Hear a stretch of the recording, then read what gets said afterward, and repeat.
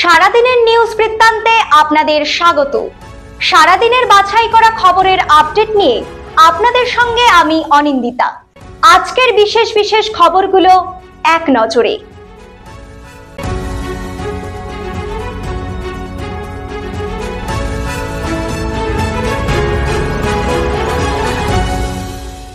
সারাদিনের নিউজ বৃত্তান্ত নিবেদন করছেন প্রিন্ট জুয়েলার্স, সোনা যা সর্বক্ষণের। Agnishwar jewellers, NS road, Raiganj. Shri Dhaka jewellers, Gitanjali cinema হলের বিপরীতে।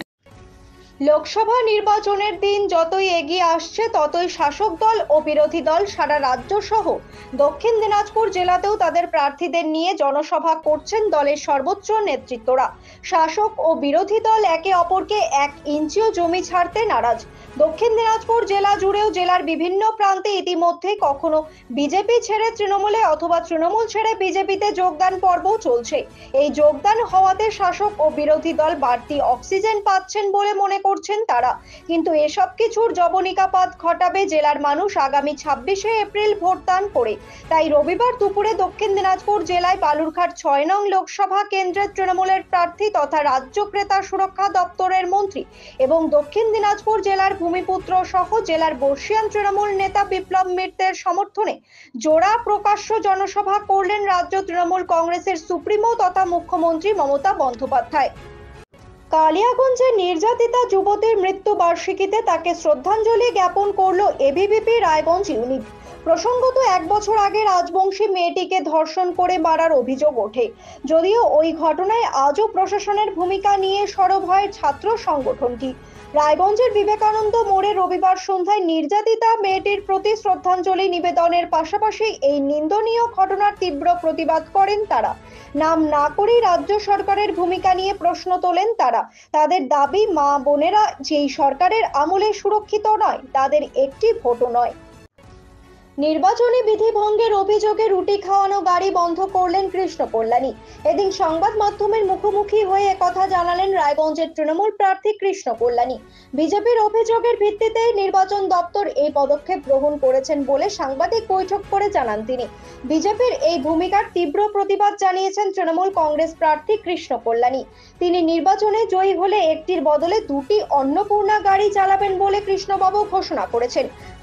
অন্যদিকে কৃষ্ণ কল্যাণীর রুটি খাইয়ে নির্বাচন বিধি ভঙ্গ করেছে, এই বিষয়ে নির্বাচন কমিশনে অভিযোগ করা হয়েছিল আগেই। ভোটের মরশুমে রাজনৈতিক উত্তাপের সাথেই বাড়ছে আবহাওয়ারও উত্তাপ। প্রবল গরমে হাঁসফাঁস অবস্থা আম আদমির। কিন্তু এই গরমেও এলাকার শান্তি শৃঙ্খলা বজায় রাখতে রুট মার্চ করে চলেছে কেন্দ্রীয় বাহিনী। কিন্তু গরম থেকে রেহাই পেতে তাদের ভরসা লস্যি, আখের রস। রায়গঞ্জ লোকসভা কেন্দ্রের বিভিন্ন এলাকায় জোর রুট মার্চ চলছে। এদিকে উত্তাপ প্রায় 40 ডিগ্রি ছুঁই। এমন আবহাওয়ায় তাই শরীরকে বাঁচাতে লস্যি বা ঠান্ডা পানীয়ই ভরসা বলে পুলিশ ও বাহিনীর জওয়ানদের দাবি। তীব্র দাবদাহে পানীয়র বিক্রি যথেষ্টই বেড়েছে বলে জানিয়েছেন ব্যবসায়ীরা। প্রতিদিনের প্রতি মুহূর্তের খবরের আপডেট পেতে চোখ রাখুন নিউজ বৃত্তান্তের ফেসবুক পেজে। সাবস্ক্রাইব করুন নিউজ বৃত্তান্ত ইউটিউব চ্যানেলকে।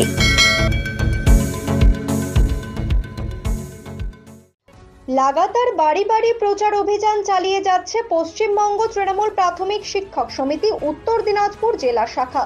প্রসঙ্গত লোকসভা নির্বাচনের প্রার্থী ঘোষণা হওয়ার পর থেকেই নানাভাবে প্রচার কর্মসূচি চালিয়ে যাচ্ছে পশ্চিমবঙ্গ তৃণমূল প্রাথমিক শিক্ষক সমিতি উত্তর দিনাজপুর জেলা শাখা। সেই মতো রায়গঞ্জ সহ অন্যান্য পুরসভার প্রতিটি ওয়ার্ডে বাড়ি বাড়ি লিফলেট বিতরণ করার পাশাপাশি মমতা বন্দ্যোপাধ্যায়ের জনমুখী প্রকল্পগুলি তুলে ধরেছেন সংগঠনের সদস্যরা। তারই অঙ্গ হিসেবে রবিবার দুপুরে রায়গঞ্জ পুরসভার 22 নং ওয়ার্ডে প্রচার কর্মসূচি পালন করেন তারা। রায়গঞ্জ লোকসভা আসনে তৃণমূল কংগ্রেসের প্রার্থী কৃষ্ণ কল্যাণীর সমর্থনে পথসভা অনুষ্ঠিত হলো হেমতাবাদ ব্লকের বাঙালবাড়ি এলাকায়। বাঙালবাড়ি অঞ্চল তৃণমূল কংগ্রেসের উদ্যোগে রবিবার সন্ধ্যায় এই কর্মসূচিটি অনুষ্ঠিত হয়, যেখানে উপস্থিত ছিলেন তৃণমূলের হেমতাবাদ ব্লক সভাপতি আশরাফুল আলী, বাঙালবাড়ি অঞ্চল সভাপতি নূর কালাম, ব্লক সহ সভাপতি মজিবুর রহমান দুলাল, বাঙালবাড়ি গ্রাম পঞ্চায়েতের প্রধান লায়লা আরজুমান বানু, উপপ্রধান আশিক নওয়াজ সহ অন্যান্যরা। এদিনের কর্মসূচি থেকে কেন্দ্র সরকারের বিরুদ্ধে বিভিন্ন অভিযোগে সরব হন উপস্থিত তৃণমূল কংগ্রেসের নেতৃত্বরা। রবিবার স্বপ্নের ফেরিওয়ালার 25তম বর্ষপূর্তিতে সুরেলা সঙ্গীত সন্ধ্যার আয়োজন করা হয় রায়গঞ্জ ইনস্টিটিউট মঞ্চে।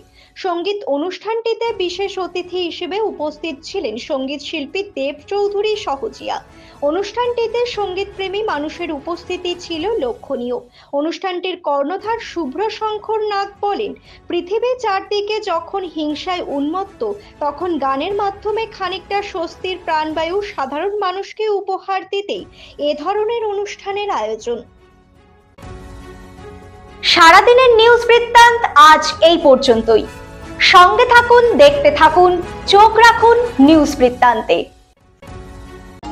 নিউজ বৃত্তান্ত, হলুদ নয়, স্বচ্ছ।